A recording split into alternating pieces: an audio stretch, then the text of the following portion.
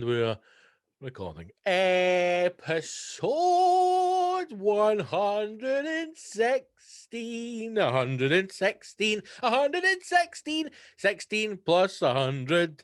It's a council scumbag episode, so we'll be taking it lightly. We won't be saying the usual things because you don't deserve the hardcore shit. It's episode 116 of the Hashtag Show. I am Scott Gibson, aka DJ Gibbo, aka Fat White. The gentleman sat to my right, your left, is Malak Ali, aka Cheeky Mal, aka the the cervix assassin.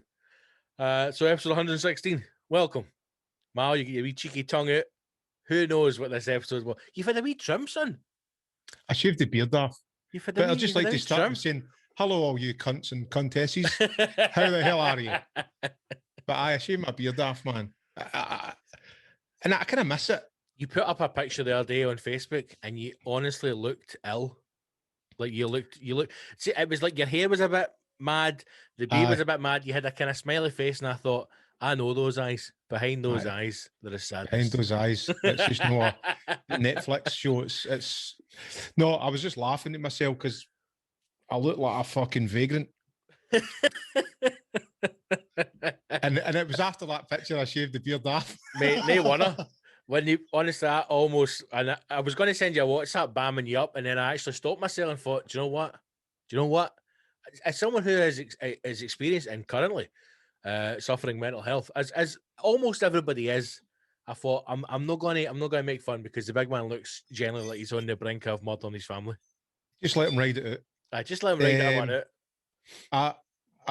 What I found with the beard was, as much as I loved it for going on walks and keeping my chin warm, I found myself, even when I watched one of these podcasts back, I'm continually playing with my beard. Right. You know, we all like to play with a beard. Aye. Who doesn't? Who doesn't? But, you know, I was constantly honing my face. And I'm bad enough with playing with my hair when it's long. So, you know, I thought, and I don't know what happens, man. It fucking took about 3 seconds and it's grew back in again. Oh, so did you go right down? Did you? I fucking shaved the cunt off. Oh, I thought you just done a wee trim. No, I just took it off. Mate, I cannot wait to get back to the old. Don't ever shave your beard off again. No, never. Do not ever shave your beard off. That was a genuine error. Do you know? See the only times that I've done it in the past, once myself it was a mistake, and that last time was the fucking ex. We'll not go down that route or that story because we're actually having a good day. I'm feeling good today. A good day. Well, sun's shining, mate. You know, if you shave your beard off, I will worry because that last time you did it, you looked fucking weird as fuck. It's because I don't have any hair, right? So my beard is the distinguishing feature, but also I have got such a fucking massive head. A baby's head. It's just a potato. My head's a fucking potato. So like and here's the thing as well. See, when I shave my beard, even if I trim it down, like see if I trim it down really, really short, I've got such a tiny wee mouth, mate. My mouth's like a wee arsehole. It just looks ridiculous. We'll pucker it up just to get into it. Go, oh yes, now we're talking. A wee tight. Honestly, I got a wee tight. Sometimes, like, there's been a couple of occasions. You know, sometimes when you say things and like your missus looks as if like, what the fuck is wrong? There's been a couple of times when I've been eating my dinner, and I'm just like, I've gone to like put. You know, sometimes when you go to put like a fork in, like a fork of food in your mouth, and you can't get it all in, and you're like, fuck, I'm a fat bastard. I've put too much in my fork. My mouth's just tight. I've just got a wee mouth. Just because you got an ass for a mouth. I just can't. I just don't have a big mouth, mate. You know, I couldn't. I tell you, if I was a homosexual, then you know, I wouldn't be pleasing anybody unless they're a very thin, narrow penis. Taking in the old purple microphones. What about this, man? I always get quoted with that with like a hamburger. See when you're building your hamburger stack. Aye. And you're going, this is it. This is the business. And then you can't fit it in your mouth.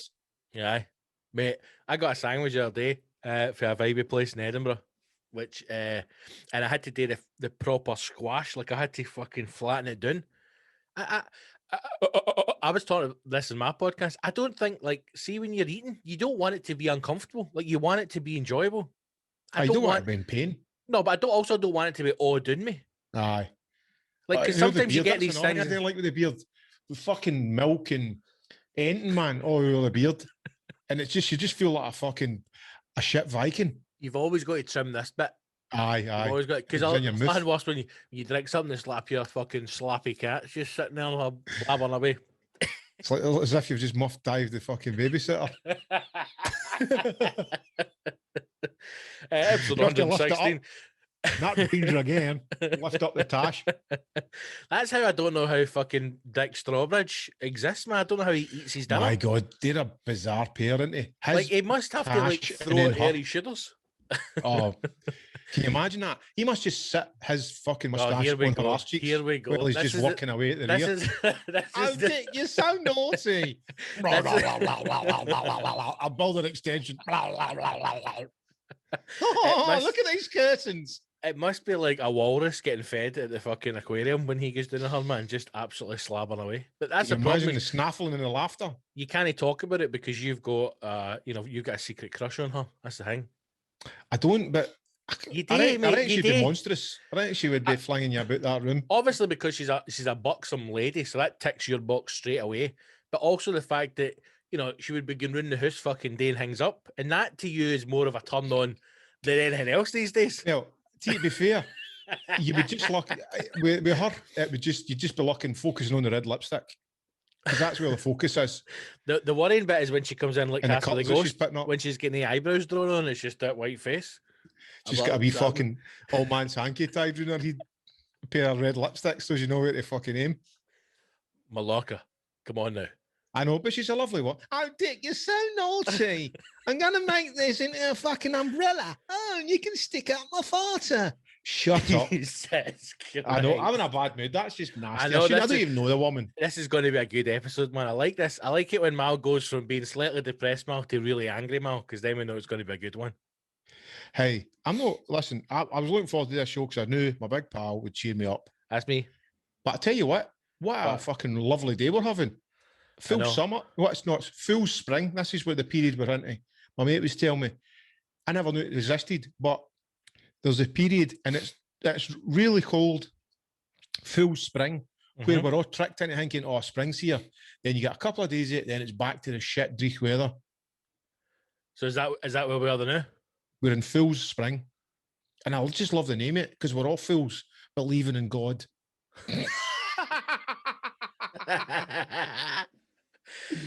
Oh, In the dear. name of My Christ. life is a dark room, and I am myself. I'm dark. It, you know. it does make a difference when the weather is bright, at least. See, Look, this- I'm looking forward to go for a walk. you're really getting into your walks, man. You're going to start getting that wee app so that it tracks your walk, so you can start posting that on your Well, Facebook page. That's how I kind of fell into the walks because we did that for the daughters' basketball team because they were like trying to do something where they'd done 1,000 clicks, you know. So we're out now doing 10 clicks plus a day, you know, 10 clicks a day. 10 clicks.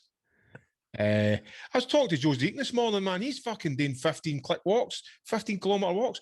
I think there's a mistype there, Joe, because I think it's 5, mate. But he assured me it's 15. That's a fucking walk, by the way. That's your It's- 10 mile.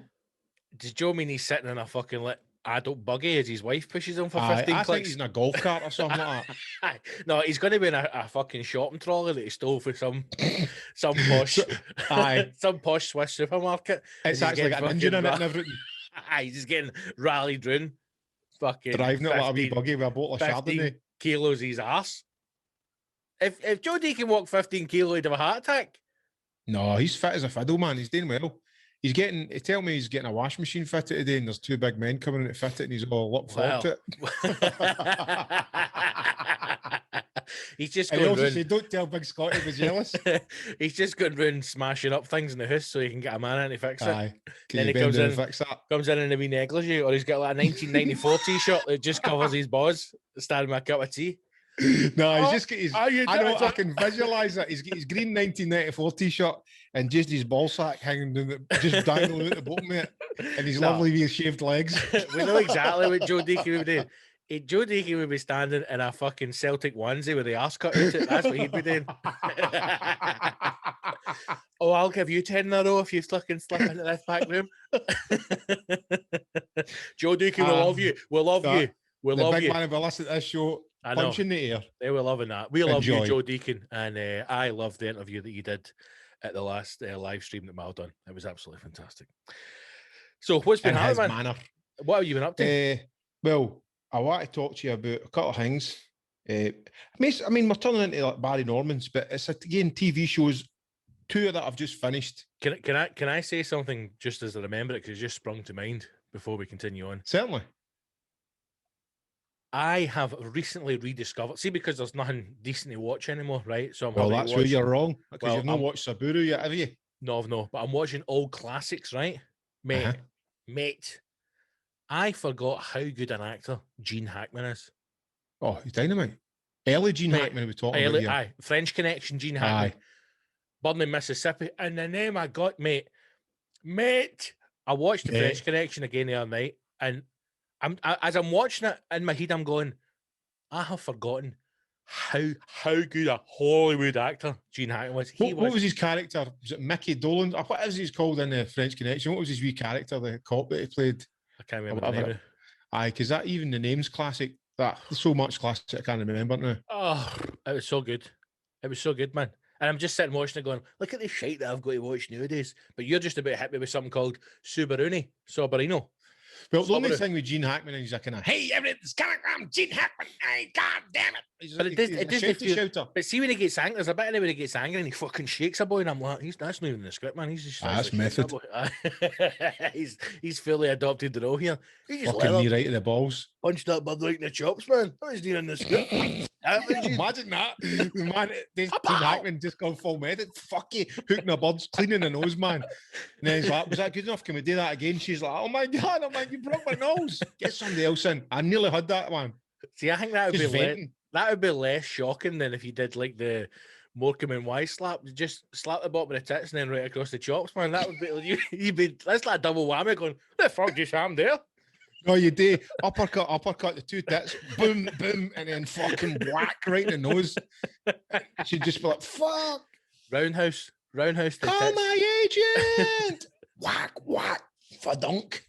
I was watching that old Morecambe and Wise as well, where he just lines him up with one hand and then smacks him in the face with the other. I'm going, how many times did he get slapped in the face and think, I'm going to kick fuck at you when this is over? I imagine, because they were, him was always doing the slapping with him, wasn't he? The black Wise. Aye. Always. It's just and that they must have a wee in-joke to deal with. Oh, aye. That's it. Have you ever watched a documentary about those two? About how so Wise, the wee one, Ernie, was, I mean, there was a time when like What's they were Ernie now, is it? Aye. Well, I'll only know him because like his dad used to go to the Masons with my dad, but right, doing the lodge pint with Ernie. That's it. Fucking that's what we used to call it. Are you pint of Ernie's? That's code for up a bum.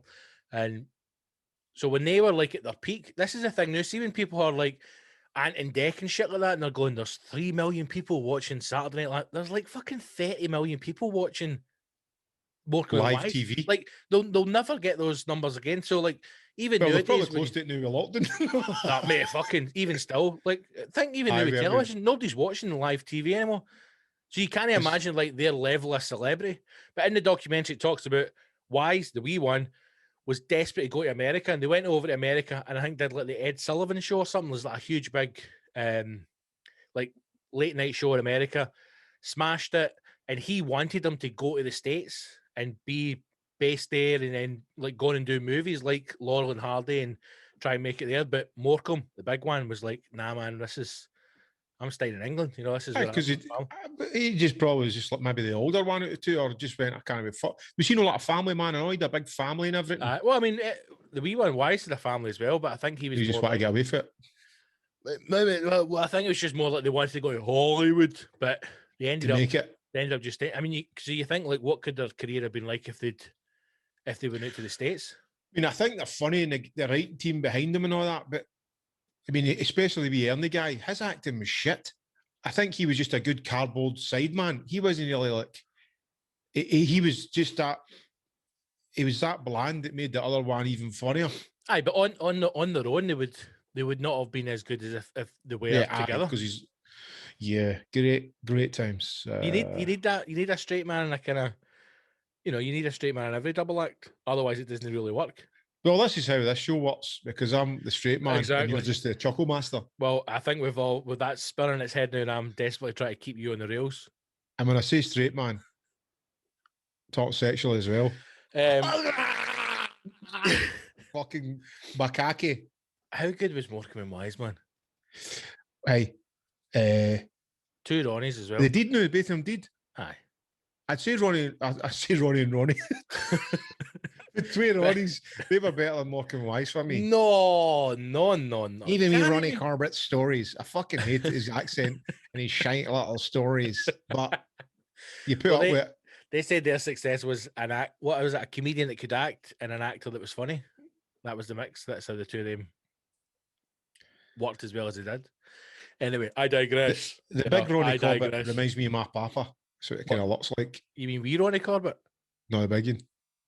I don't like wee Ronnie Corbett. Let me sit down my wee legs on my big couch and tell you a story about a golfer and he was on his 15th hole and it's such a long story. You're just waiting to laugh.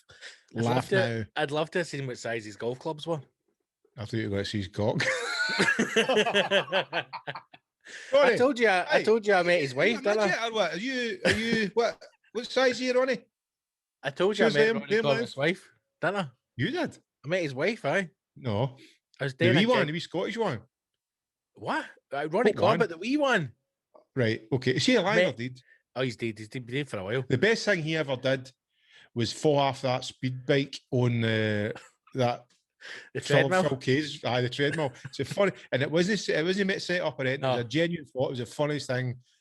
Him and Michael Parkinson laugh at things like that, but fucking dynamite. He fucking went and the wee foot came up at the back as well. He's trying to get all cool and he just went fudunk. See you later.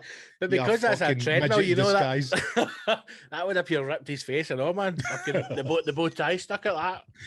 Well, keep going. We'll just do another take there. The show must go on. You know, it's for charity for the kids and that. You know. I was doing a gig years ago in for the Fringe, like a thing, Fringe by the Sea. And I was hosting it, and it was brutal, man, because like everybody was on was like kind of Radio 4 acts, and I thought I'm going to die my arse here, but I was like seen as like the token scumbag for the posh people kind of thing. Right. So I was emceeing it. Gold. Aye, and then I can't remember the name of the guy who was headlining. It'll come back to me, but he's like old school, like fucking. Oh, Barry Cryer. It was Barry Cryer who was on. Oh, right, that's him with the white colour hair, isn't it? Aye, who's like 150-year-old. Did he know he was a scriptwriter for the two Ronnies or something like that? He was. There you go. Okay, then all your stuff, mate. I tell you what, see, to be fair to Barry Cryer, right? See when he went on, he was great. They loved it. He sang songs with his comedy partner who does the show with him. But mate, so he arrived 40 minutes before he's meant to go on stage. So I'm in the back, and it's in this big, massive marquee thing, and there's like 2 caravans, and then they've got like a kind of seating area set up for the performers. So I'm standing at the back. This motor comes in. Obviously, it's Barry Cryer, so he gets out the car. So the guy who runs the show comes over, introduces us, says Scott's the MC. So he's maybe get 40 minutes right before he's on. So the middle act's on the new. Mate, see, as soon as he sat down in these seats, straight on the booze, straight on the fags for 40 minutes, solid ham on the beers. I was like, this is amazing. He must be in his 90s, man, easily. No, he's doing 90. Mate, wait a fucking Google now, hold this. And then see, as soon as you get off, straight back on the beer, straight back on the fags. I was like, that is absolutely amazing. So we're sitting. No, he's not dead, mate. Barry Cryer. He's 85 years of age. Unbelievable, man. Anyway, so it comes off at the end, and they're sitting having a couple of beers, and we're all getting driven back to Edinburgh. So I was sitting with him, and then this guy came over and says, Barry, there's a woman here who's asking for you. It's Anne. And he's like, I don't know an Anne. And then they're joking, going, "Oh, they're bringing women backstage for you now, Barry." And then he says, "It's Anne Corbett.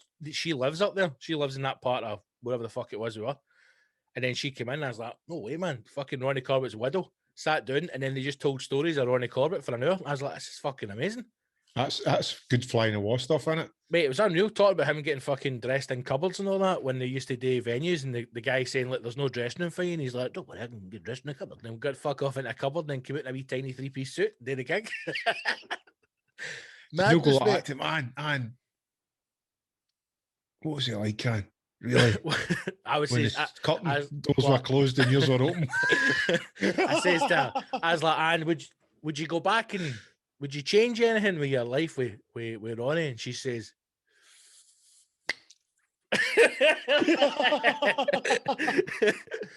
When they change your fucking Fucking and then No, she but it flicked the flag out at you.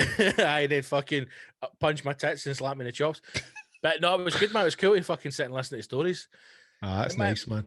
it was mad. It must have been fucking mental back in the days in London when it was like there was no industry, like it wasn't a thing. Do you mean they were just all out performing and But aye, but it's no more a cabaret thing. It wasn't like the aye, comedian was kind of the MC in between acts. It pretty wasn't much like aye. They wouldn't have had people were like going to.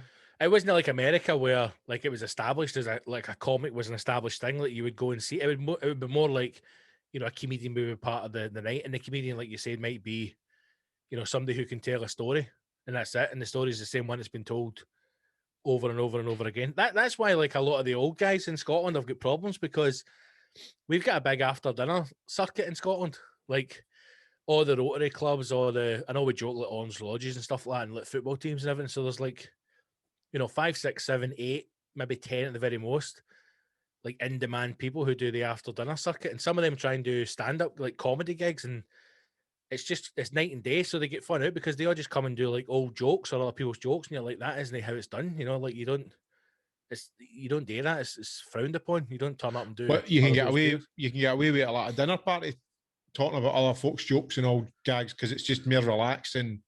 Like I've only done a couple of the after dinner gigs because it's hard to get into, man, because it's like, you know, it's like fucking old, you know, funny handshakes. Are you sitting eating dinner with them all? That mate, That's see a bit see weird the in first, itself, isn't that it? was horrendous, man. The very first time I done it was like so.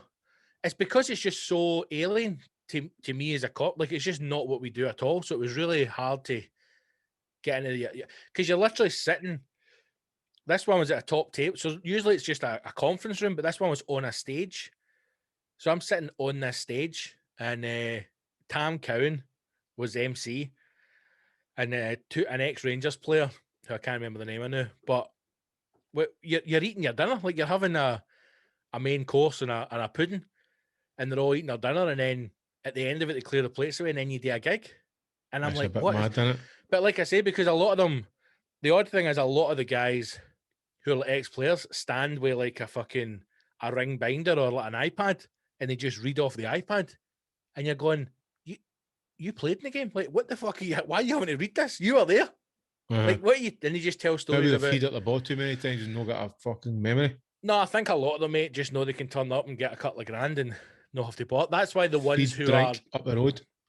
That's why the ones who are different and who are like add a little bit something to it, kind of are in more demand. That's why a lot of the comics like me that are storytellers get the gigs, because you're telling stories that they've not heard before, whereas they'll hear the same stories over and over and over again. Like any ex-Rangers players just tell all the old Rangers stories, and then all the ex-Celtic players just tell all the old Celtic stories. So they'll have all heard the same stories over and over. I mind back in the day we were getting trained in that, and the coach and the trainer would strap £20 to your dick and tell you to pull it off.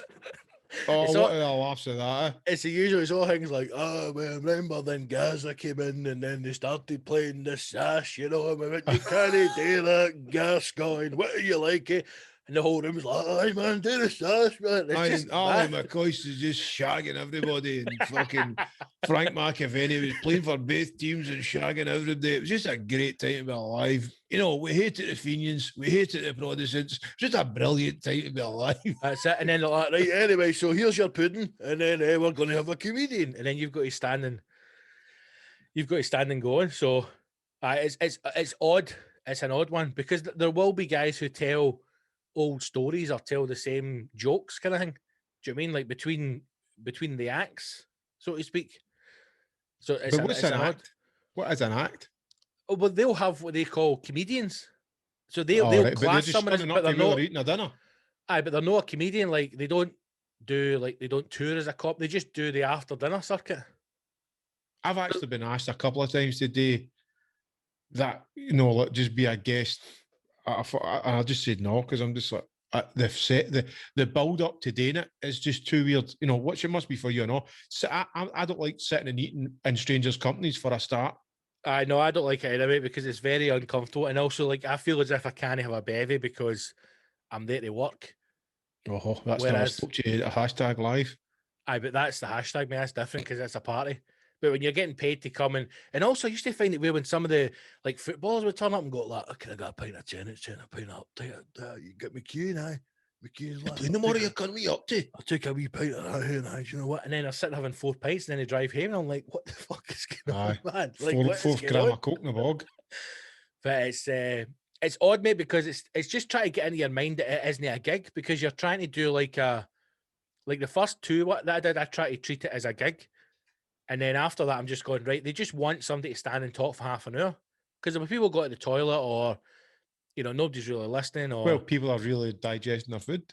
Aye, it depends on what it is. And it's, see, because like I used to do a lot of hosting, like MCing. So see when you do like a football team or a rugby club or something where it's like all men in the room, you just take the piss out like a table. You just find a table and just rip everybody to the table. And because they never have that, they're like, oh my God, this guy's a fucking wizard. They don't Have know you what's ever going on. had somebody who you've been ripping come back and go, I think you're a fucking hard man now? Or any shit like that? Have Or you ever just had stay any... in it. You just No, stay but in have you it. ever had Aye. anybody after it try to be like tough guy with you? I've only had one, like, where the people who ran it walked me to my car. So I got in my car safely. What, So I because did, somebody was fucking heavy pissed off? way back at start years ago, I did a kickboxing night in the Glasgow Uni, right? I'd be sucking them all off. I would be And it was slagging like, them, man. oh, mate, you need to get stuck in. There was me and two other acts on. And the first act on before me, well, the first act who was on did maybe a couple of minutes. And then another act went on, and she got destroyed as soon as she went in. But she went about it the wrong way. And so she came out after a couple of minutes. And then I went in and I said to the guy, the promoter, I said, I'm not coming out of here until I'm done. So if you want me out early, just tell the guy who's the announcer, just walk in front of the ring and then I'll wrap it up. So, because I'm not going to hear you, because it was just carnage. So there's loads of people in the Glasgow Uni, and then they've got a top deck as well. So there's like loads of people up in the top deck, like pure Coliseum. And then when I went in, I was doing a couple of bits and pieces, and then it just all started, the odd chant. So this guy in particular was right at the front of like the balcony, and he fucking takes his tap off, man, and he throws his tap down, right. So I just said, like, I got everybody to be quiet, and I was taking the piss at the guy, and he kept going, and then I says to everybody, I went, right, look, listen, be quiet. I says, we are never this close to an actual spastic ever in our life. Now let's hear what he's got to say for himself, because this could be, life affirming. You never get to hear what these people say or think, so everybody's dead silent. And I said a few names to him, and I went, right, on you go, you've got the floor. And he went, I'm gonna fucking kill you. And I was like, well, there you go, ladies and gentlemen, the voice of that. And then I just kept on him, and you just say really horrible things, anything that's in your mind. I think I said to him, like, do I remind you of your dad or something like that? He's the only man that told you to love you and things like that, held you close just as they came inside you, and suddenly that's what came back to. You just say anything that's horrible because everybody else knows it's a joke. Like, nobody's Apart from that guy. apart from that guy. So I kept going, and I says, "Come down, you fucking idiot! I can't hear you out there." And he's like, "Fucking try to come down." And I was like, "Just throw yourself off the balcony and then venue stuff." Like, no. And I'm going, "Oh, now you get involved after 10 minutes of this." And then the guy walked in front of the ring, and I came off, and I went into we had like a kind of a room where the referees were, and one of the guys who was the pro came in, but like, mate, I'm really sorry, but I went, oh, I says, I'm sorry, I hope I didn't kind of overstay. He went, no. He says, listen, but that guy's a wee bit mental, man. We know who he is, so we're going to walk you to the motor now, so you get in the car. And I was like, okay. Just got in the car, fucked off. Up the road. That was fucking. Can I get paid, please? That was nice shins McGinty. But mate, see, when you're ripping people, like, there's two ways. Either they have been like really disruptive, so they have to be taken down. So you go in and you're really horrible, and you try and ruin their night. So they go away and they go silence them. Aye, well, either you do silence them, you always silence them, but you try and ruin their night, or you have a bit of banter and you take it to the point where they feel as if, fuck me, I've overstepped the line, and then like, so what I would do is, like, I'm trying to think in the past where somebody's been really disruptive, but they're just a bit drunk. So I'll come out, blah, blah, blah, blah, say a few things. Then the guy's like, oh no, fucking hell. And then I'll continue on with the show. And then just as I was about to bring the next act on, you'll just turn to them and go, are we all right, big man? We're pals now. And then that just resettles it again. It makes them calm. But sometimes you just need to fucking go, right, I'll go, what? What are you saying? But it's good. It's fun. It's brutal when nobody, it only works when everybody else is on your side. The worst thing is when you watch people attack somebody and the audience is like, no, wait a minute, you're in the wrong. They're cool. And you're like, you've fucked this gig, mate. You've totally ruined this gig. That's when you just fucking moonwalk out there, isn't it? Mic drop, mate. Mic drop. And then moonwalk back. Thankfully, I've not had that. So I don't think I will. Because you just try and have a joke. Because there's no point in trying to make it all. Sometimes as well, if you give the heckler a wee bit of limelight, because maybe that's what all they want. They just want to be the cunt in the room that everybody's like, oh shit, Kim, that's Big Frankie's mental. Do you know the worst thing is, see when somebody heckles and it's funny, and like you see a comic like get angry, you're like, why would you get angry, man? Like, see if somebody ever heckles you and it's funny, brilliant, because then everybody's laughing. It just makes your job even easier. You just continue on with it. Stop the stage, big man. Tell us. Like, don't ever invite anyone on the stage ever, because what happens if they get up? Then you're fucked. Never ever invite. There's nothing worse than when you watch people and they go, "Do you think you could do it? Why don't you go up here?" I'm like, what the fuck are you doing? Why would you ever invite someone onto the stage? Never do that. Because it's awful to get them off, isn't it? I've seen it when they got up. People at the audience got up and they take the mic, and then it's just two dicks standing on stage. I'm like, what the fuck are you going to do now? Then they just start going like, oh, fucking, here, two nuns and a pedo walk into a playgroup. You're like, oh, well done. You fucking created this mess. So what you got to do? Big up the fucking young team. Did I tell you about the guy in Birmingham the last time I was in Birmingham? So end of the night had gone well, and there'd been a couple of hecklers in, and there was a couple down the front who were like something off Love Island, right? And they never stopped fucking chewing the face off each other all night. Guys or lassies or a guy and a lassie. A guy and a lassie. So end of the night before the headline I was on, I basically who goes out and whinges? What fucking maniacs do that?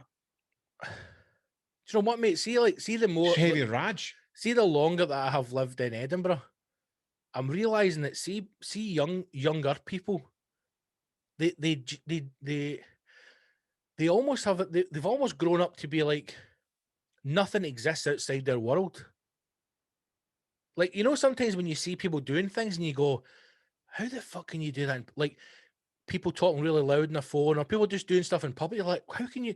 I'm just constantly aware of everyone that's around me, or well, like, I don't know if it's an anxiety or whatever.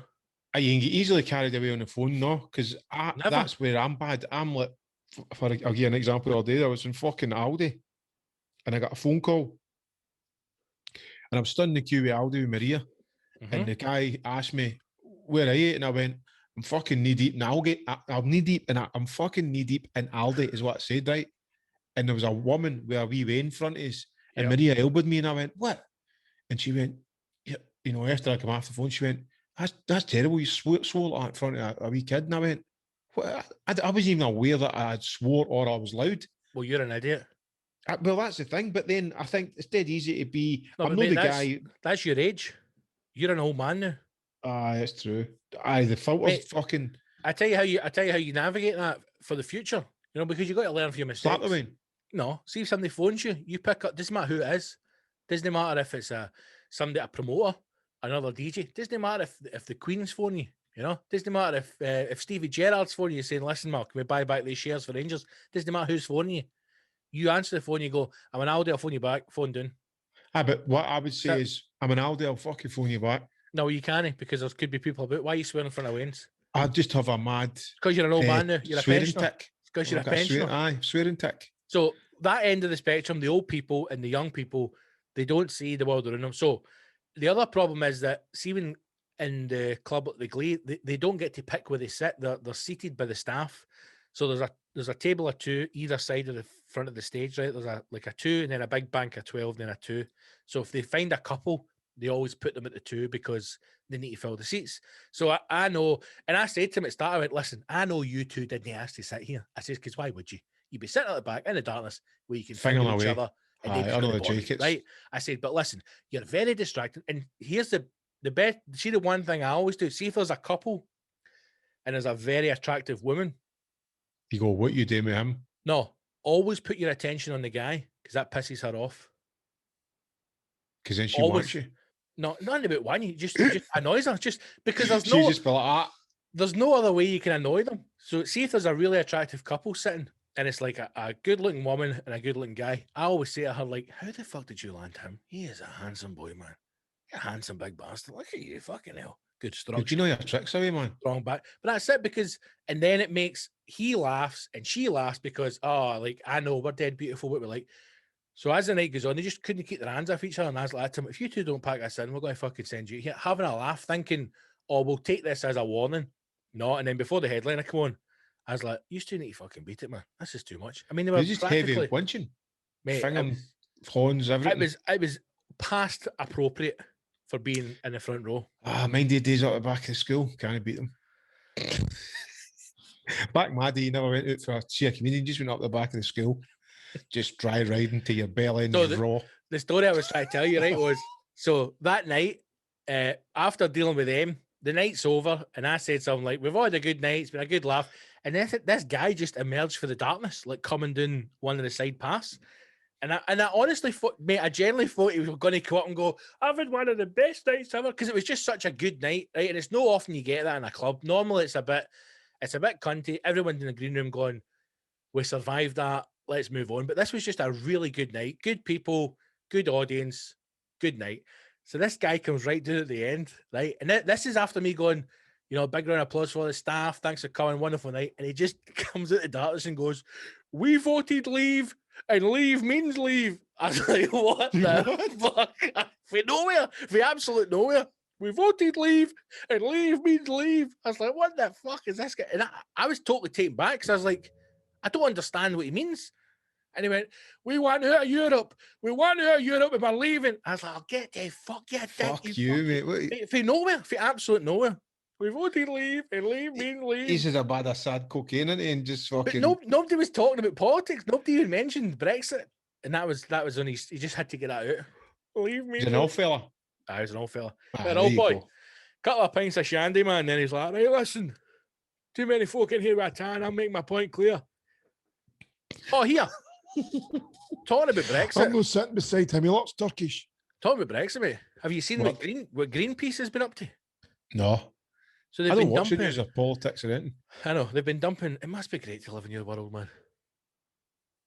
It's a world. It's a world where it's still getting us up and downs, but you're ignorant to the social bullshit. You wake up when you wake up. You go for a walk. 10 clicks. 12 clicks on a good day. You come back. You sit down with the family. They tell you how much they love you as a father, how grateful they are to have you. You make some beats. You eat some raw meat, and and then you start the day all over again. Watch some TV and then back to bed. Watch some TV. So Greenpeace have been dumping large boulders into the sea, so that the fishing boats, the trawlers, cannot dredge the oceans for fish. Because what happens is they put their nets in, and then they drag the net along the seabed, gathering up all the delicious fish for us to eat for the fish suppers. What happens is when you put the rocks in the bed, it gets caught in the nets. And you can't fish. And sometimes it can. So all the fishermen are saying it can cause the boats to capsize because the rocks pull them back. And Greenpeace are just going to put in these big, massive boats dumping rocks into the ocean. They pesky lesbians, So I tell you what, the fucking price of your fish supper is going to go through the roof, son. Price of everything's going through the roof, man. Why can't we all just get along? 2.8 billion is the investment from the government. That's the money they want back. Do you ever notice the language in it? So see when they bail out a bank, they've done furloughs and all that, grants and whatever. They want 2.8 billion back. The government has said they have invested 2.8 billion since COVID, and that's what they want back.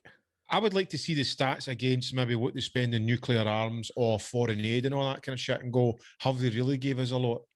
And then you have to ask yourself, if they've pulled that 2.8 billion out of thin air, how could they not have done that for the National Health Service or the homeless or, all the things that's wrong in this country? Well, here's the thing. 2.8 billion is the investment they want back. It's not a bailout, it's not a handout, it's an investment. So they want money back on their investment, right? So if you have received furlough during lockdown, Not me. not I, then guess what, cunto? I want you wanting a second job for fuck all money. You're paying the country back. Also, second to that point, if you are one of these mad pensioners that's received the COVID jag, guess what? 85-year-old, you're getting a job. Doing it Tesco, you're going to want some of that investment back. Yeah, Maria was telling me that, you know how so if you're self-employed, I think you get away with the first 12, you don't pay tax on the first £12,000. They're scrapping that. Did you hear about that? I don't think it's 12 grand. I think it's seven and a half. No, it's 12. Is it? It's sitting about 12 grand now. And they're trying to abolish that. So you pay tax on every penny you make, which I think they put it at 12 grand or whatever the allowance is. It's so like for people on the brew that are getting money, everybody's on an equal setting. That's just my opinion. Maybe I'm wrong. I don't know. So how can they tax somebody self-employed? Buster boys getting away, and then somebody on the brew who's just fucking smoking fags and eating pot noodles is getting fucking money for nothing. You'll know the tax will be the tax bracket will be the same. Like you can't be penalised for being self-employed, and that'll not happen with the Tories, because the Tories thing is the Tories want all of us to be self-employed. That's the only good thing about if you are a business, you want a Tory government, because they want the utopia for the Tory government is that every single person works for themselves. So you don't rely on the state for anything. You don't need us for health, education, employment, nothing. You do everything yourself. Englishman's how many is his castle? That's what they want. So I don't think that'll happen with the self-employed. I think we'll be. I don't think we'll be all right. It'll be the exact same as it is. The worrying thing is going to be this £2.8 billion that they're going to claim back. Oh, they're going to put the tax level up. They're going to put the VAT up. Everything because of Brexit's gone up. Everything since breakfast is going through the roof. We'll be allowed it, then we'll be scared to go out because it'll be too expensive. But listen, going back to the cheerier note, right? It falls into what you were talking about earlier, and that'd been a great segue for me to introduce my point. But it is this: what if at gigs you got a real introduction? A real introduction? Aye, instead of some big smoke blowing arse, blowing smoke up your ass introduction. Do you mean if it just got like a real introduction, like he's playing tonight because the promoter books him a nice hotel. He's playing tonight because he gets a bottle of the promoter and they takes him out for a meal. He's playing early the night because he's got to get back home because he's up for the Wayne's Fitbar. What's a real interview, a real introduction? Do you have that in music? Do you do that on the decks? Aye, sometimes. Right, team, that's me away now. Next up on the ones and twos, all the way from, you may know him from Radio Inversnecky. Please welcome. Do you do that on the decks? Aye, especially when I'm coming on, they just go like, he's at the top of his game right now. He's Scotland's #1 DJ.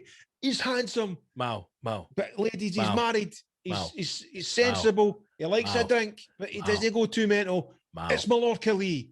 You may have known him for Top of the Pops 20 years ago. You may have known him for Pepsi Chat Show. Quite some time. You may have known him for 30 years ago. He was up. He was in Ultrasonic. He was in Public Domain. He was a DJ. Stop lying. He was now. Mallorca Lee. He's now sat in the house for a year. He's fighting with reality. Hey, do you know what your fucking intro? I mean, that's the thing. He's a legend. They only do that in American comedy. You'll know him from the Tonight Show and his appearance on Chappelle. They don't do that in British comedy. That's why they don't do that with me because every country just knows me. See, when you gig with Americans and go, "Hey, can you mention it like that?" Mate, we don't do that shit here. Just fucking say your name and do your jokes. Your intro would be, can you mention that I help old ladies cross the road? Fuck up, you dick. Next on the decks, it's the slum landlord himself. It's DJ MC Mallorca Lee. Is there anybody out there? But that's what I'm saying. He's on early tonight because he doesn't really want to be here. He's not getting a lot of money. He's not happy with the fee. He's want on early and up the road. Aye, Give it up for Scott Gibson. That's not me, mate. I'm happy to be there. That's more reality. Yeah. Up next, ladies and gentlemen, is a guy who you think would be much higher up the bill, but because he found out the headliner's getting paid the same as him, he wants on first. So please welcome, I could say about 4 names now, but I won't because they'll all fucking fall out of me because they're moany bastards. Please welcome up next. He's our favourite, but he wants on early just now because we couldn't be asked to book him a hotel because we didn't actually want to spend any more money on him. But we love him. He's our favourite. Mallorca Lee. Here, mate, see the amount of times when I started booking gigs way back in the year. See the amount of fucking acts who would ask, like, how much am I getting paid? And I'd tell them, and what are the other acts getting paid? And see, because I was brand new, so I didn't know them enough to say, I'm not telling you that. They would go, all right, I listen, I'll do it, but I'll need on early. You're like, what a fucking cunt. And then also, as you're going through years, you're just like, no, don't do it then. Especially it's with the young up and coming guys who haven't had a gig or anything, and I've done it a few times. We gave some actually, the one I'm going to tell you about, he's doing very well now. But I gave him like one of his first gigs at one of my nights, and I think I paid him something like 250 quid or something like that. And even at that, I knew he wasn't getting any money for gigs. He didn't offer free, and then he phoned me and he went, "When's the taxi pick me up?" Right, the gig's in Glasgow, and he lives in Glasgow. On the first gig? First gig, I've booked him. I went, "What?" He went, "When's the taxi pick me up?" And I went, "I'm not fucking booking your taxi. When do you book your taxi?" I thought you were doing it. And I went, "Listen, wee man, you're getting a fee for the gig. Get to the fucking gig and don't be a dick." And he learned a life lesson there, I think. But he was going in there thinking he's a fucking man. And you've got to work. Of course you do. But nobody wants to work now. This is the problem. Man, this is the problem with the world we live in. Social media. Youngins, The these fucking fucking Kardashians. youngins. All these. Everybody thinks that if they date someone once, that's it. And they go, fuck They've me, I'm a made it. superstar. Get fucked. I even said this morning, the missus was showing me this video, a guy, right? And she went, you ever been to Hawaii? And I went like, oh, Hawaii? Hawaii? I says, no. And we're talking about it because we're watching a food program the other day and they were in Hawaii, right? And I says, it looks stunning. Like, it looks like something out of a film, like a Hollywood movie. It doesn't look real. And she showed me a video of this guy. And I says, who is it? And I thought it might be somebody she knows. And she went, he lives in Hawaii. And I went, what does he do? She went, he's an influencer. I was like, I said, but what does he do? And she went, I don't actually know. He just makes money. Just makes videos and makes money. And I'm like, this is the problem. This is the problem. The guy, I was a couple of folk were blowing the whistle on these influencers, because influencers are phoning up hotels and going, listen, I've got fucking X amount on my Instagram. Oh, well, did you see the one that your hotel and all that? Did you see the one I shared about the food place? Don't know. I shared a story on Instagram. It was a screenshot of this story for a guy contacted like a food vendor in London and said basically along the lines of just exactly what you said there, mate. Like, listen, I'm an influencer. I'm wondering if I could get some food for your place. I've got X number of followers. I'm happy to do a story. So then the conversation went on to like 2 pages, and the conversation was the food place agreeing to give him the food and saying, look, we just need to get a wee bit more information, you know, asking him the questions that you should be asking for promotion, like, how many stories am I going to get? What's the click rate? How many viewers do you have? How many times are you going to post? What times are you going to post? So they're asking him all these questions, and he's coming back just with kind of vague answers. And I'm going, they're asking valid questions, because I didn't know the end of the story.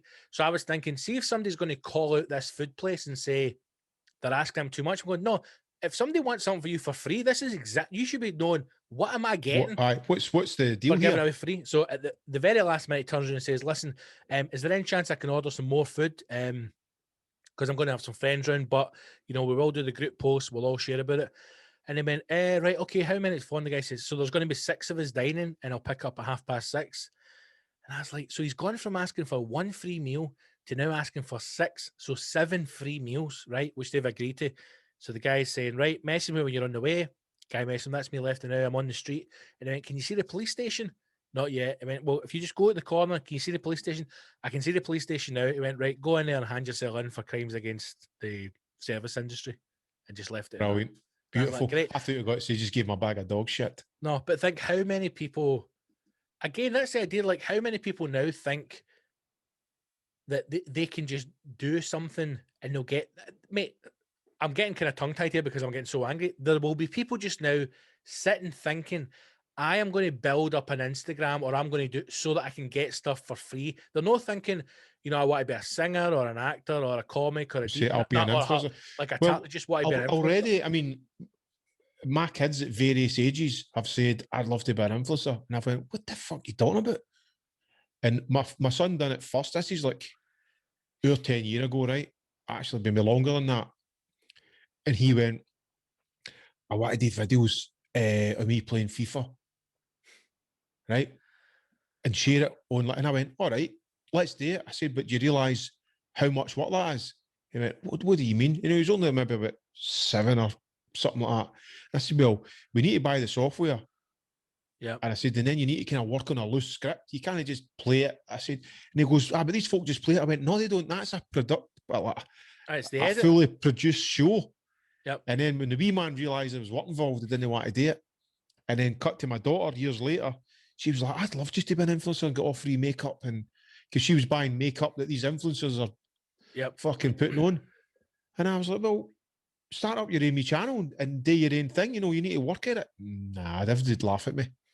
You're just going, well, it's also just amazing your like phone. how much of it is just front. Like how much of it is fake just it till you nonsense. make it. Well, look at us. but not Hashtag even that. review.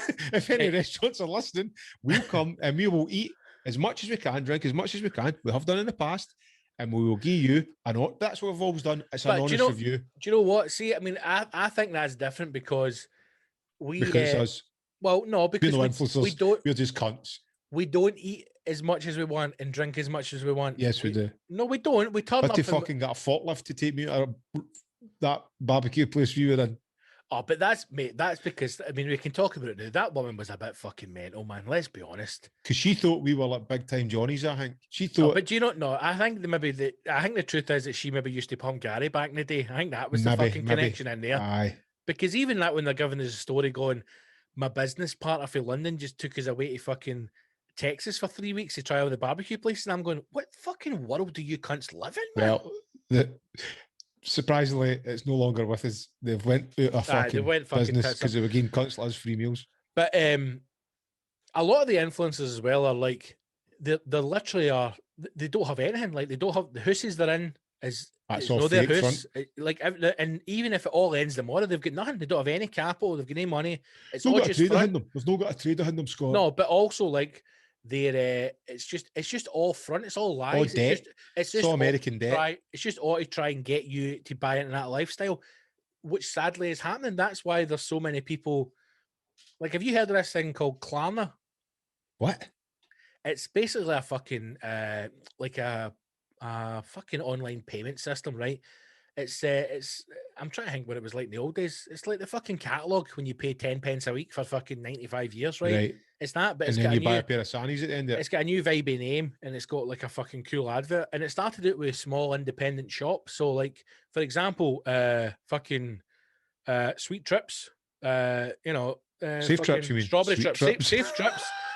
Safe Trips. .uk could be not even wouldn't even pay for a .co.uk. Yeah, fucking cheap bastard. .uk would so you could offer Klarna as a payment option. So somebody could go and buy one of your beanies. Pays up 3 years. And they would pay through Klarna. So Klarna would pay you the money and then you would pay up Klarna. Right now, it started out as independent shops. And when I first heard about it, club book vibe. But when I first heard about it, I thought this is quite cool because it gives independent retailers the option to do that, which would get them more business, right? So it's a good thing. And then obviously because they've become so massive, you can now do things like you can pay for a Starbucks in Klarna, so you can get a £3 coffee and pay for it 20 pence a week. So all that happens is young people are now selling fucking tens of thousands of pounds a day. Just go fuck it, stick in Klarna. But that's what's happening with the young team. It's this, and it stems back to what we're talking about. That 10,000 hour thing. They're not prepared to do their work. What, 10,000 hours? Can we not do it in 10 minutes? I want a motor. Well, you need a job. You need to save up to get it. No, I'll just get a bank loan and I'll get that clamor thing. I want the latest threads, but you can't afford it. I know, but I'll put it on my credit card and I'll juggle 3 credit cards. It's just because people want the instant gratification and they want the instant lifestyle. They don't want to work to earn that lifestyle. They feel like they deserve it and they should have it now, which is fundamentally wrong. But also even way back, but listen, sorry to Babylon here, right? But see when you look at fucking National Lampoon's Christmas Vacation, one of my favourite Christmas what films, a right? fucking sharp left turn that was. Aye, but and the crux of that is he wants his bonus because he is depending on that bonus. That's the thing it's putting him over the edge, right? Because he's already put deposits on a swimming pool, blah, blah, blah, right? It's just that fuck thing. You go, why are you buying things that you can't afford? Why are you spending on something that you're hoping to get? Why do you not just fucking wait till you have the money or you have the funds in place and then get it? And it's just that I think it's an American culture that's seeped into your UK, and then obviously with internet and all that fast, flashy living, it's accelerated it. But mate, also let's be honest here. It's came off the back of the 80s as well. I spend. It came off the back. Like I certainly know that. Like obviously, I was born in '84, right? So I was born right in the fucking money. And then when I you grew were up, the 4-year-old going like, "I can get a mortgage now. I'll no, buy a house." But when I grew up and I'm in the early noughties and I'm in my fucking like early 20s and I'm still listening to stories of like my mom going, "We bought our first house for £38,000." You're like, how the fuck can I not get a house for 38 grand then? I will never forget my grandpa telling me he bought that fucking bungalow they were in for $4.5 grand. I was like, "Are you on glue? What the fuck are you talking about?" But then, Scott, they probably stayed there and paid rent on it for fucking crazy amounts of years. So I think, mate, rent didn't exist back in the days. But it did. Because my mom and dad bought their house and they got a great deal on it because they'd paid rent in it for so long, and it's depending on how long you stayed in it. That's a council house, right? It was a council house. My family had money, mate. I wasn't scum. It was a castle. It was a castle, right. Like we were self-built, fucking come on, man. Come on, mate. But to go back to the point you're making, that nobody, the reason why everything's a cycle is because nobody values anything. So like you're saying there about whether it's your kids or young people wanting stuff, so they get stuff and they put, nobody would even think now going, put 1,500 quid in a credit card, right? Fuck it. I really like, for example, the new PS5. Fuck it. I want it. Buy one for £1,000. Fuck it in a credit card. So then they get it, but they don't value it because you've not had to work to get it. Mm-hmm. So then you want something else a month later, even though you've just got this new thing. You got to fucking stick that in a credit card as well, and then it all builds and it builds and it builds.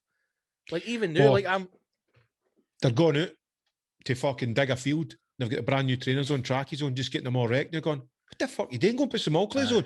You're all right. Because like you're saying, they don't value it. It's fucking, my mom gets an pair or what? This is like one mind connected, man. This is free. Yeah. See, the other day, I'm going through the wardrobe, right, just to bin some stuff because I've slimmed down a bit, mate. I've no much, right? It's a slow process. Let's not get carried away. You're going to put that weight back on, so you need obviously. Right? So I'm going, I don't want to get back to the old fucking tent size again, right? I'm just want to buy a belt. I want to be a 2-man tent rather than a 3-man tent, right? So I was flinging out a few shirts, a couple of socks with holes in. I thought, I can't wank in them anymore, man, because the spunk's busting out the holes. Put them in the bin. So I'm going through it, right? And I remember I found an old t-shirt and an old pair of shorts, kind of like 3/4 length trousers, right? But they're in like a tracking material. And I went to throw them out and I went, no. So I call them my painting clothes. Now, do I ever paint? Do I fuck? But I always have. Just if you're roughing it out, you put them on. Also, if I'm, having to do something in the house, build a cabinet for a good lady or something, whatever it is I need to do. I wonder how many young people now will have a set of painting clothes. They don't. They just pull out fucking whatever they're wearing. Mate, honestly. See, I'll get the wee man today hangs jobs about the house, right? Like cut wood and mad shit like that. And he'll rock up with the fucking stuff that he would wear to go and see his bud. And I'm like, what the fuck are you doing? This is dirty. I went, no, put some all stuff on. Don't have any all stuff. Then I just elbow him right in the cheek. No. Let's move on, man. If we could go back in time, right? So I go back in time to the night that you and the lovely wife Maria conceive your first child. You're a fucking pervert, I'll tell you. If you're in that wee wank cupboard. Before that happens, I meet you in the street, and I say you I'm for the future. I can tell you your future, right? And I show you on paper, mate, in black and white, how much your 2 Waynes will cost you over the years. I think you'd have went and got the snip straight away. No, not at all, man. What I would have done, just ran away. No, listen, money doesn't come into it, and being a, you will being a multi-millionaire, money doesn't come into it either. You just feel the time's right for having kids, and it's a great time. The problem is when they start becoming teenagers and that when they get older, I was talking to a family there, and they had a wee. Their son was like, he must have been about 2 or something, and I was watching him just struggle to articulate what the wee man was thinking. Yep. And I was like, I was a wee bit fucking hurry up, spit out, son. But then I remembered, no, these are the good days. Mate, think it'll be Granaway soon. Oof. But here's the thing, continuing with the theme, right? Yep. Lockdown birthdays. There's a wee man, he's going to be 18 next week, right? Yep. And I feel gutted for him because I'm going, what a shit type. Anybody out there mate, who's had a big birthday in lockdown, I'm sorry for them, because you can't go out for a meal, you can't meet your mates for a pint, can't do. But listen, as a father, I can't take my boy out for a couple of pints to a pub. That's a big thing. I would like to, to do that with him.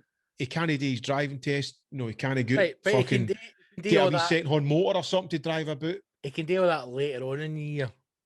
Aye, he can, but he's getting robbed of him the new. Oh, fucking dry your eyes. No, there's not a single 18-year-old in this country that's been fucking robbed. Your 18th birthday shite. There's cunts that are not getting their 40th and their 50th. That's been robbed. I'm saying. Anybody like 40s, 21s, 50th, 60th. 50th. Aye. 50th and 60th. Imagine having your 50th in lockdown. That must be fucking shite. Well, my 50th is coming up in a couple of years, right? And I was just thinking Vegas, to myself, Vegas, baby. Done it right. Done Vegas, mega, man. No, I want to do my 50th. I want to do something like Mauritius or something like that. You know what I mean? Just like a pina colada lying in a hut. I'm going to have to have a word with Mr. Ross, because this is a real. We can't go to Vegas, get hookers. How can we know? Coke and go nuts. How can we know? Maybe because technically you're allowed because you're 50, isn't it? Exactly. And you end up murdering a hooker or something like that. Never. Some mad film went wrong. No way. No murder. Ross would. He would be the guy. He's a loose cannon. Loose cannon. Aye, but we'll turn around, come into the room with blood in his hands and Coco doing his nose. But like, Ross, what have you done? And he'll be like, none. Just let's go. Let's get here. We've still got 2 weeks to go, Ross. We just checked in last night. The receptionist is lying pure fucking heat severed behind the bed. Fucking and then your 50th is going to be a week in Vegas, a week in Ibiza, and a week in Amsterdam. I think we need to do a 50-day celebration for your 50th. I mean, it's not even halfway through your life. It's over, because chances are you're not making 100. You probably, mate. I think we'll probably all be in our mid-90s. No chance. No fucking chance. Look how many people are fucking living. Like, everybody's living longer. Hi, mate. Technology is astounding. You're just thinking, she's like, Tom can walk up and then make millions. I can do it. It's not going to happen. No, make millions, but I think we'll still be going well into our 80s, man. I think 80s safe now. 80s guaranteed. I think if you do a few things, you'll push into your 90s. Listen, I'm not saying I want to live that long.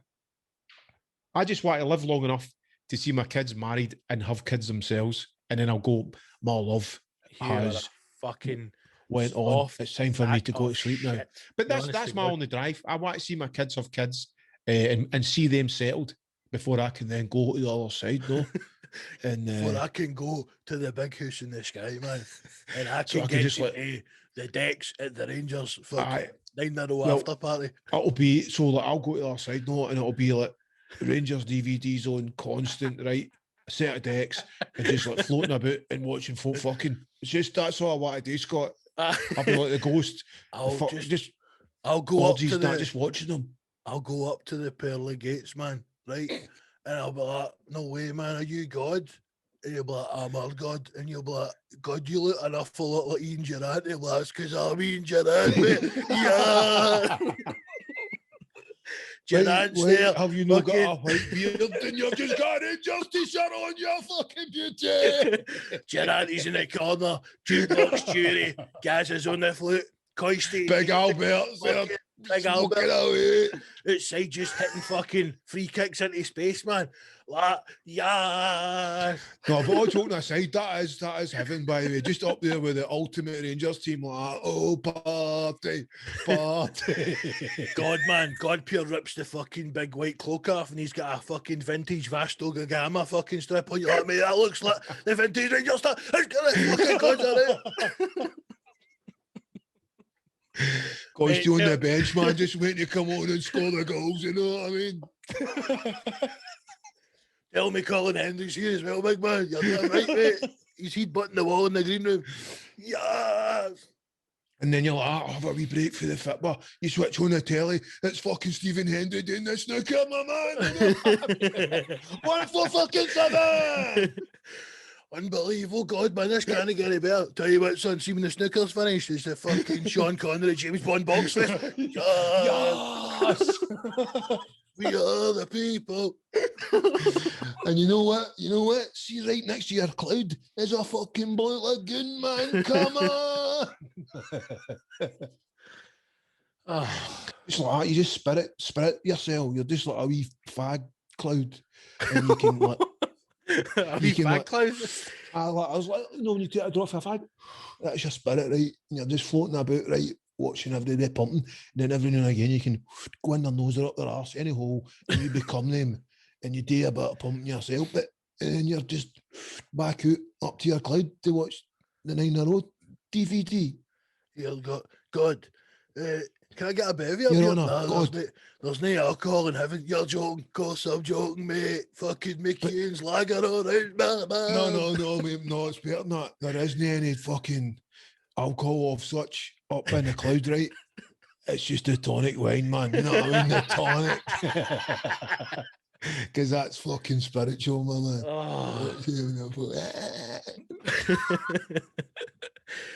Oh, good. Hey, it's good to laugh, isn't it? It's good to It's laugh. good to laugh.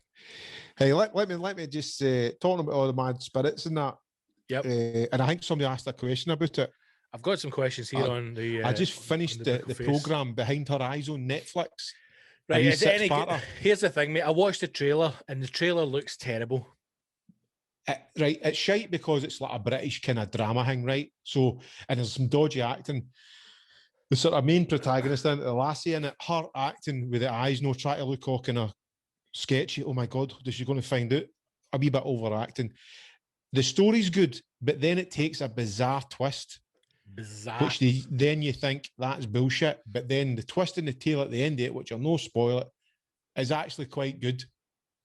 So they could have wrapped it up, like you say it loads of times, they could have, it's a 6-parter, they could have made it a fucking 3-parter, a 2-parter, and it'd have been more powerful, but it was worth the watching. See, that to me doesn't feel as if it's worth the watch. Well, I was watching it, right? I was kind of into it as in something for me and the missus to watch, right? I mean, then there's bits that I'm rolling my eyes going, this is fucking dung. Couple of wee things happen, you know, there's a bit of pumping and that in it, but there's a Scottish guy in it, right? Scott, I tell you, he's like fucking Ronnie Corbett. That's how he talks. You've no idea what you're doing. I'm a psychiatrist and I can't tell you anymore. I just want to fucking run away. But he's got a shitty Scottish accent. He's like from the fucking Highlands or something. And he pretends he's from Edinburgh or fucking, I think he's from Inverness. Inverness. Friday. It's Friday. Belfast. Friday. I love it. I just love talking and laughing with you. The average is English, bar the 2 cunts in it that are Scottish. No, great English programming. Like, right, we need somebody who's a real cunt. Make him Scottish, right? We need somebody who's like clever but tormented, Scottish. So there's 2 Scottish folk in it. I don't know. It's actually pretty good. If I can't find anything else, I'll maybe give it a go. But we watched the trailer for it, and I just thought it just looks awful. It just looks. You'll hate it, awful. and your missus might like it. Okay, it's one of them. It's leaning more for the birds. We'll see. But the wee twist in it. So the twist happened, right? There's something that happens in it, and you go, forget yourself to fuck. What? And it's just kind of, you feel it. It's just, you've just wasted 4 episodes of building this where you think the woman's going to be a fucking psycho bunny killer, you know, just a nut job, right? You think that's where it's gone. And it takes this twist in a whole different direction, and you just go, this is fucking bullshit. I've wasted my time. Stick with it, because then what happens after it is a lovely wee twist in the tail. Yeah. And for all you listeners out there who've watched it, what about it, guys? Fantastic. Are you up to date on Servant? No, I can't get it on my wee box playing. I was actually thinking about doing the 1 month free extra. Two series, 2 episodes I've sought to watch. What, are you fucking crazy? I know what's going to happen. Nothing. Nothing happens again in this one either. Nothing happens again. I'll tell you what I'll do. I'll film it on the iPhone and send it to you. Aye, well, you might need to. But there's a thing where you get a month's free Apple Play or whatever it is. I might give that a try. Or do you need Apple TV then? No. Somebody had mentioned the Frank Bruno documentary that's on Sky, and I'm desperate to see it, man. But I don't have Sky now, so I'm going to try and figure out how I can get it because it does look amazing. I really, really want to see it. Frank Bruno and Mike Tyson, which looks spectacular. But That's right. Remember, he fought him. Aye. It looks amazing, man. The documentary. There was did they fight him twice? I don't know if he fought him twice. I think they'd done a rematch, and there was once I watched that fight, and I remember there was a split second where you thought Big Bruno was going to win. He got a couple of digs in at Tyson. Do you remember when Bruno went a bit mad and he was living with that bird in the Gorbals? No, mate. He was living with a bird. He was living with a bird in the Gorbals. Do you remember? And he was out on the balcony in the wee tight red lycra shorts, then working out on the balcony. How amazing is that? How can Frank, you not remember get in this? here and fuck me, you big fucking tiger. See, once you finish, fuck me, Frank, you better go doing that show and get me the paper, you fucking tiger.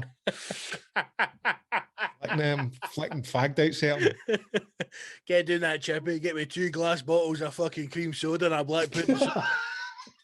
Oh, that's it, black pudding supper, Frank. Hey, I fucking did. Sorry, up. And then when you get back, you can give me your black pudding supper. You know what I mean, Frank? Plenty of mayonnaise, Frank. You know what I mean? You're a fucking tiger. No, I mean, Harry. Call me Harry. Who pickles your fucking whip? Your fucking weapon. Frank, get your tap off when you're getting in the shops, man. I want everybody to know how good my man is, you big black pudding supper. You. Yeah, Frank, is that Rangers tattoo unscarred yet? You're in Govan now, Frank. Shut up. No one fucking Puffy London. Frank Bruno Gorbals. In Govan? Mate, in the Gorbals. That's dynamite, man. Frank, just push the veins out of the way. Come and see me. Mate, wait till you see these pictures. He's just like, not me now. I can. Aye. Use the bong here. There's one of them on the balcony. That's beautiful, man. What is it? Just like the Mad High Flats or something? Aye, the new flats in the Gorbals, right? So that's him there with the bird. Can you see that? I can't see it too. Is she just like a fucking mad, coked up fucking Glasgow nut job bird or what? I don't know her story, man. But he's met her at some dance or something in it, and she's mate, like, "Oh, it's never felt like this before, Frank." That's Frank there going out to the motor at the fucking Gorbals with a tap off. Aye, going into the fucking Brun Hulk. Get into the Rolls Royce. That's mate, I can't believe you've not seen these pictures. Google it when we're done. When was this? Oh, I don't know. A few years back now. It's brilliant, man. Fucking right. I'm googling it right now. How have I not heard about this? Frank He's Bruno, my hero. living with a bird in the Gorbals. Frank Bruno Gorbals. Just type that in, and you'll see it. Every picture will come up. Images. No. Aye, 100%. This is the winner. Mate, how do you not know about this? Oh, mate. Look at him. There was videos, it was pictures of him in the paper out on the balcony, doing his weights on the balcony. Absolutely ripped, man. For a man his age, he's in some shape. Remember, this is off the back. I remember when he went a bit mad and he thought he was Frankie Dettori. Remember that? No. Mate, he was in a mental home and everything. He thought he was Frankie Dettori. He was convinced he was Frankie Dettori. No, Moonary. I mean, obviously it's a shame, but fucking brilliant, man. He's just shot, and the birds don't even look that happening or anything. No, she actually looks a bit like school teachery. Aye. I don't know the story. I don't know how they met or anything like that. There's one here. Frank goes the distance for his new lover, Nina. Frank, get that telly off and get through here and pump me, you fucking weapon. Frank, wear the gold belt, Frank. Wear the gold belt. On your head, Frank. On your fucking head. Unbelievable, mate. That's made your day. That has made your day. Frank, you better ride me into battle, son. Or my 3 brothers, I'll be around here and slash your fucking jaw. There'll be no TV for you. Take it to me, Frank. dead to me. That's what we said in interviews. Like, was Mike Tyson the hardest person you fought? It was like, no, I lived with a bird for the Gorbals for 6 months. That was the No, hardest fight. what's your kind of toughest training regime you've done, Frank? Well, I've done 3 months in the Gorbals with Nina. Try to pump Nina 4 times a day is that's the worst thing I've ever gone through. I'll be honest with you, I had no sperm left in my ball sack. She sucked me dry. I can't believe you never knew Frank Bruno lived in the Gorbals. You're right, when he's out next to his Rolls Royce. Aye, the tap fucking up, bald looking on him, like man. an absolute Adonis. He's like a Brune Hulk.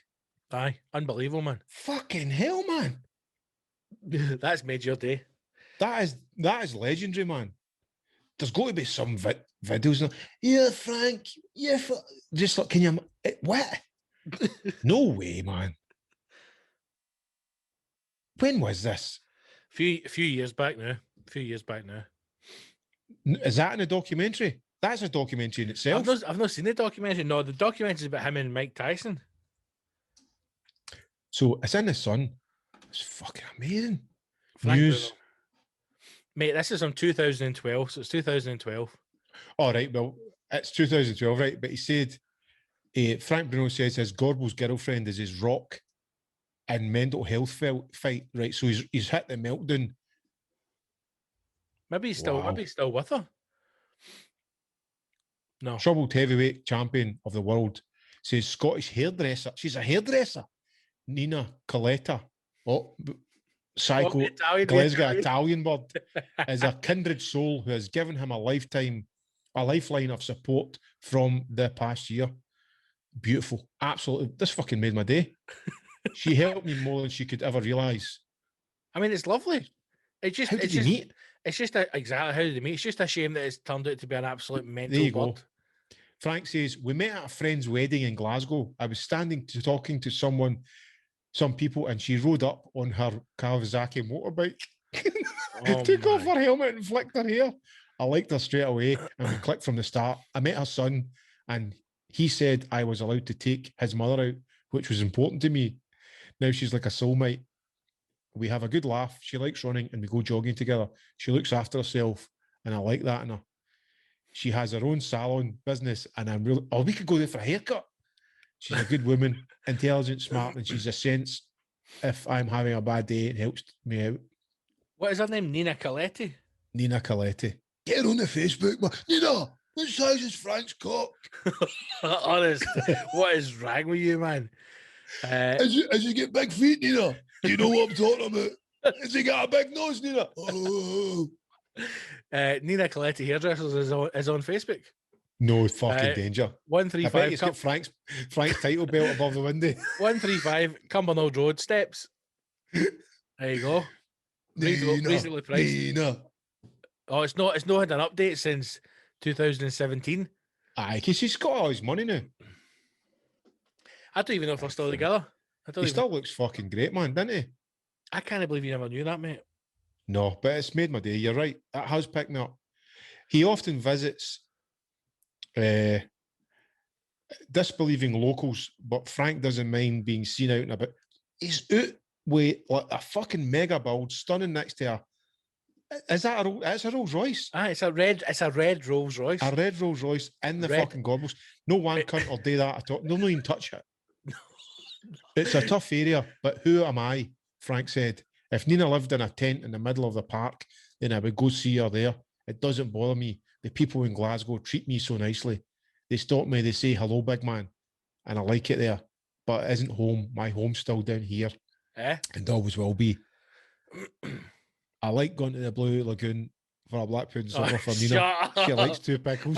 And I really wish the Arches was still open. DJ Malockley's my favorite DJ. I love was gutted when I heard the Arches shut up. I was on my second decade raving away to some local guy called some Spanish kind of name, and he was brilliant. I went an after party with him, and he said Nina's cool. My bag's in the gym, he said. I love it there. Some people go to the pub, take the dog for a walk or a haircut. I go to the gym. It's my way of releasing the pressure. There you go.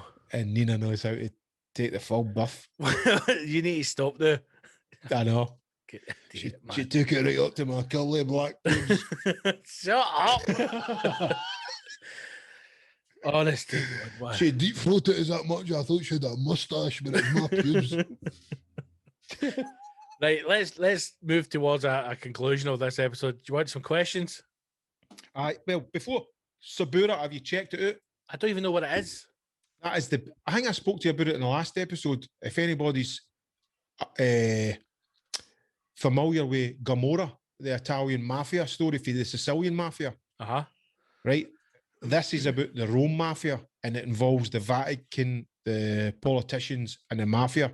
It's fucking incredible. 3 series, and I've just found out it was a film, and then they've made the TV show off the back of the film. So I need to try and hunt down the film, and it's on Netflix, so you can watch it either with dubbed English. I watched it in Italian, obviously, with English subtitles, but it's fucking incredible. And the character arc of all 3 of the main protagonists is fucking beautiful to watch. It's one of the ones where you're rooting for the bad guys, even though they're nasty cunts. Right. Subaru. Subura. It's a tough. I was thinking to myself, I actually said to me, what's that? And she just said it's a really bad area in Rome. Because I thought it was just like somebody's nickname or a character, but Subura, Blood in Rome. It's fucking honestly, you need to watch it, Scott. You'll love it. All right, mate. Jesus Christ. And you're like, that's Mal can talk a bit Italian. See if you ever get into trouble with the mafia, he would be like that. Yeah, pizza, per favore. Cinquecento, my man. Cinquecento. Dos beers, gracias. Hey, piccolo, man. Piccolo. Know what I mean? Giuseppe. Is there anybody called Giuseppe in the mafia? Giuseppe Piccolo, my man. Right, question. Scottish.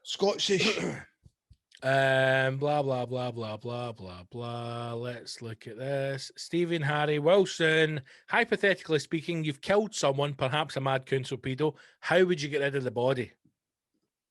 So he always comes up with good questions, doesn't he? He does. Questions. He does. It's. I mean, I know how to get rid of the body because I've watched a lot of true crime. But this is it. How much of that would actually work? But so just go. Boom! You've killed somebody. You need to dispose of the body. What you doing? Hacking them up.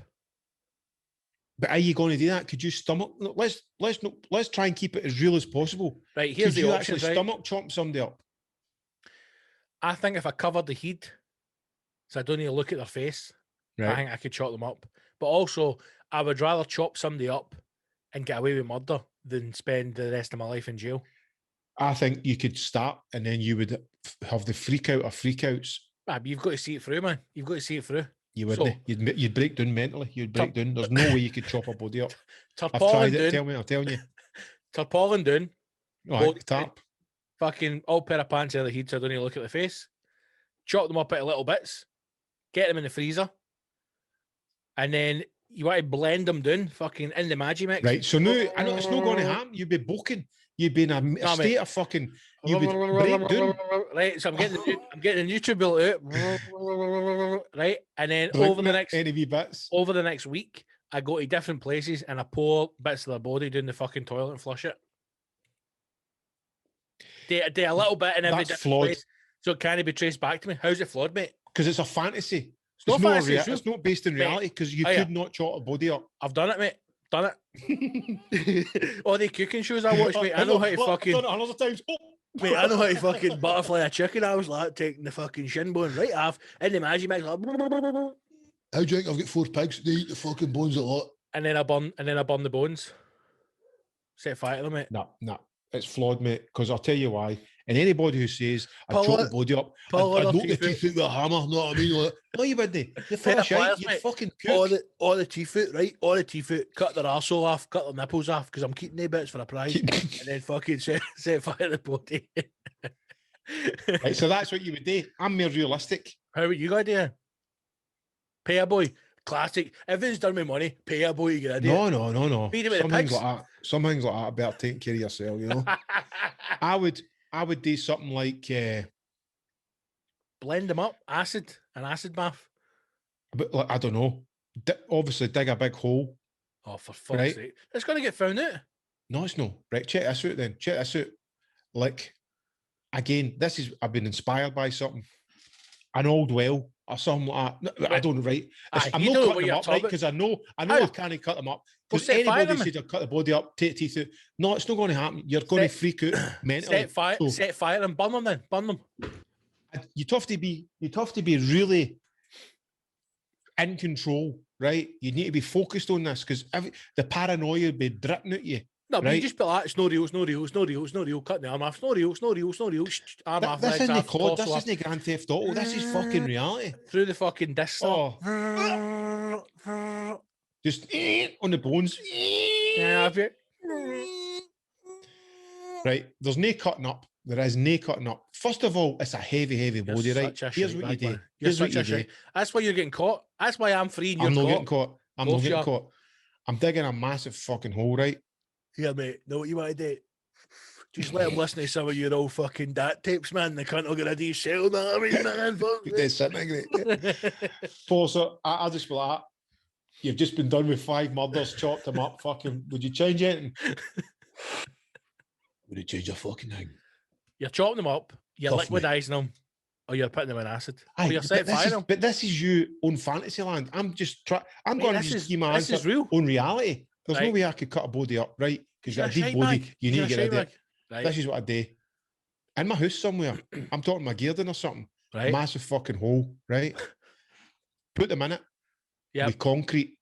So it just Right. becomes a concrete at the bottom, fling the body in, concrete. Then Which ain't your fucking Fred West. just fill the hole up and then hope no cunt ass.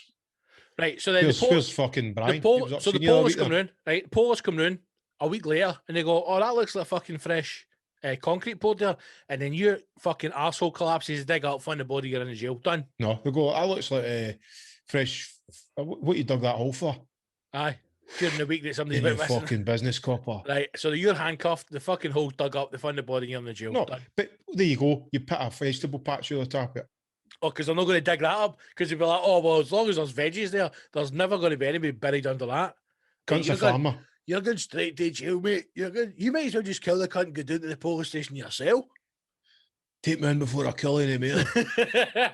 You're just going to have to toughen up and chop up the body. There's nothing else for it.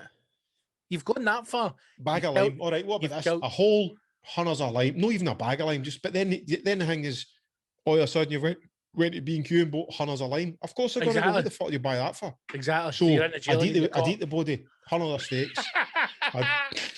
Yeah, right. This is a bit more realistic. You could eat them.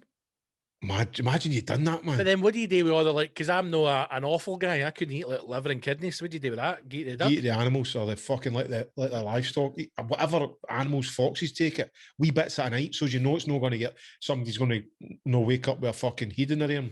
I and honestly think you could kill somebody, and as long as you don't tell another person, you would get away with it. I don't think so, because I think Definitely. psychologically you would. It's like Macbeth. You could never wash the horns off your blood off your horns. But mate, then You'd you be like, just, "Ah, man, just I've put killed that- somebody. Who you can I just put tell that about in, it?" put that into your music. And I mean, everybody's like, your Miles new album's dead first. It's really dark, man. That's because they killed that guy, mate. And they hate him, man. They fucking hate him, man. What an artist, man. Pure method. What a pure method, mate. Well, Stephen Harry Wilson, I am chopping the body up, blending it, burning the bones, and You can't burn disposing the bones. body. And Malakali is going straight to jail. So thank you for your I'm- question. I'm digging a hole and putting them in a hole, but covering it with like concrete. Right. So it's like you dig Why a don't hole. you just go, put- "What's a Why don't concrete you just block put a there?" wee It's sign a rock, saying, governor. put a wee gnome with a fucking fishing rod and a sign saying no dead bodies here? I think you just do that. You fucking dick. See if you had it, like, as in you just like put it as long as nobody knew that person was coming up to your house or that. It'd just be like a hole in the grass. Put a tree, plant a tree in the top of them, and let the roots take all the goodness out of the dead body. I'll come visit you in the jail, mate. And then what they do, they find the body, just go, must have been my boy. Right. Next question. Jerry Higgins. Jerry's asked, ever done a shite in the nude? Jerry, I always take my clothes off and Oh, go yeah, for a aye. shite. Fucking before showers all the time. Always. Anytime I go for a shite, No, you don't Clay- strip down to the nude. clothes off, mate. Trousers off, No, I tap like off. that, but and a shite in the nude. It Every feels time- weird if you're doing a shite nude, I think, but Nah, not for me. It I like feels, the wee it, ones feels, with the t-shirt. it feels weird if I'm shiting with foot t-shirt on. But Your see, the thing trousers, is, keeping your ankles. we've got a radiator in there, like one of the towel rails. It's always on me, and it's fucking 1,000,000 degrees. So I think that's one of the reasons why I shite in the nude. How do you not switch it off, save some money? We switch it off now, but I'm Now, just now the summer's coming in, so I feel summer, big man. I'm just used to shitting in the nude, mate. Drawers down, tap off, get it out of you, get the evil out, move on with your day. It feels weird. It feels actually kind of strange being full nude in a shite. I like to have clothes on. So there you go, Jet. Right, and very quickly, let's wrap. Fun final question from Stephen Kelly. Stephen has asked, most random purchase through lockdown. Yours is never ending. Mine was a keyboard. What kind of a musical keyboard? Aye, for 40 For quid fuck's sake, at man. the start of lockdown. In fact, have I got Wait. it in this cupboard? Oh, it's in the cupboard. Many hit. Bet you're like, Mal's fucking. If Mal can do it, I can do Mate, it. I've done a full album. Boop, beep, boop, beep. That boop. shite he puts out, man. Fucking hell, I'm going to do it. Bought a keyboard at the start of lockdown, never played it once. That's dynamite. Is it a real wee Wayne's synth? Aye, mate, it was 40 quid. It's a fucking plastic shite. See when But it look turned at up. this. See when the box turned up, I was like, can't it be in there? Box is too light. Is it like that? No, it's a keyboard. This is a wee MIDI keyboard that I've just Right. got on my desktop for quickly playing ideas in. But there's no sounds in it. It's all sounds go off your computer. So yours has sounds in it. Aye. Right. Fuck me, man. You just want I to play can't, I Sash can't on it even and I that? can't even get it out because it's behind hundreds of shit in this cupboard. You just want it That's all I wanted. That and chopsticks. and happy birthday to you. That's it. That's all I And- wanted. Right, you need to stop whistling because your mic's peaking and it's cutting out. You fucking dick, man. I apologise to any hashtag listeners here because Mal's mic is now completely cut out with his whistling. Idiot. Stephen, thanks for your question, mate. Mine was a keyboard during lockdown. And Mal, most random purchase? Strong finish. Strong finish to the episode. I'll be honest with the listeners out there. I don't and never have really wasted my money on things. My purchases are calculated. What? I would say, right, there you go. There it is right there. Just a random purchase. I bought a funky yellow dust cover for one of my 303s. And all it is a plastic cover. It's got a wee smiley on it. I didn't particularly need it, but I thought, aye, fuck it, I'll get it. So I guess that's it. A random plastic dust cover. All your purchases are calculated. Fucking Yeah, rocket. but it's for my work. You know, put that Oh, through aye. my books. Just you know? like when you spend tens of thousands on Ranger shares that then go up the Swanee, or when you buy a fucking van and kit it out like the greatest van the world's ever seen, and then fuck it off to a plumber for 40 quid because all Mate, your purchases my old are tour van. calculated. You asshole. My old tour van was the 18 van. It was fucking amazing. That there should be a BBC documentary about you trying to Seven-seater. be reunited with that fucking van. Okay, listen, I used to have parties in the back of that van. It was that good. I bet you did, mate. I You think and I Frank, was in the you and back, Frank, right? you and Frank Bruno at the Gorbals like that. Yes. Big Frank's in the back, doing lines off the top of the record covers like that. Snorter. I'm like that, second gear everywhere. Franco. What a laugh, man. Right up the Gorbals, dropped him off at Nina's. Then I went back to the dancing. Unbelievable. Thank you for the questions. There Must be some one there. There must be one there, no? There's I need to refresh it because I think there's some more that have come in. I've got some we could do. Well, go for it, man, because the other two are about COVID, and I don't want to talk about COVID. I would like to give a shout out to our recent patrons who've just joined. Taking it from the top, big shout out to Stuart McLean, Joe McKenna, Welcome, Manos Joe. de Sure. Piedra, Welcome, Manos. Scott Baxter, Welcome, Scott.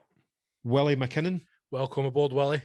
Ross Gibson, Welcome aboard, Ross. Big Yin Bud, Come on, Big Game Bud. Scott McLeod, Scott McLeod, welcome.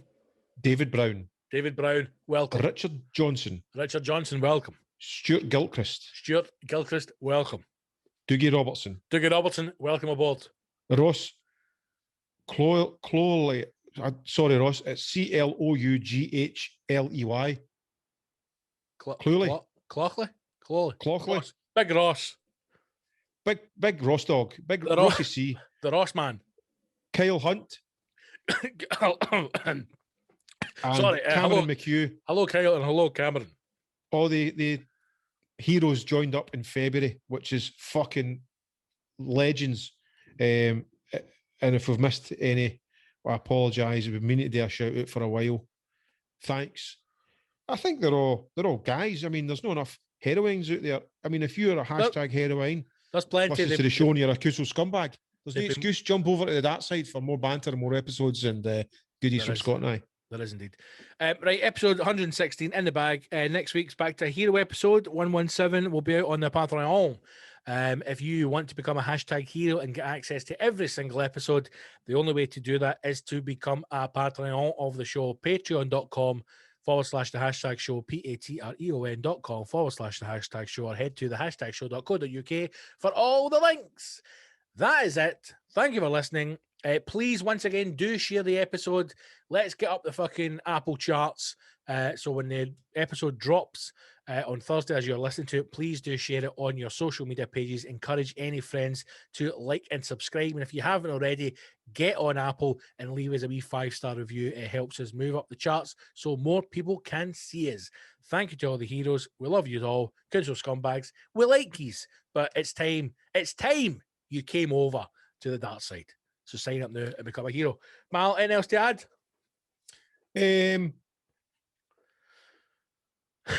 Stop fucking about. It's £4 or less than £4. Become a hero. Become And a that, hero. Treat that yourself. investment is helping Scott and I out more than you know. Look at our wee sad faces today. Put a smile on your face for a change. If you're a pedo, go and fucking kill yourself. But pay up in full first before you do that. Right, that's it. Go and listen to the episode, share it with your pals, encourage people to listen, become a hero, subscribe, and leave us a review. We will speak to you all next week on Hero episode 117. Until then, stay safe, wash your hands and your asshole. All the best now. Stay strong. Bye-bye. All the best. Bye.